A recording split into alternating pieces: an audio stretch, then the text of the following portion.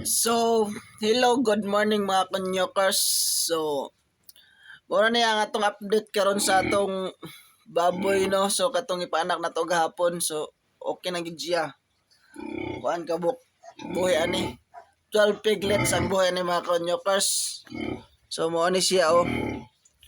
So, mo ni atong naong na bilar sa ato ang asawa, no?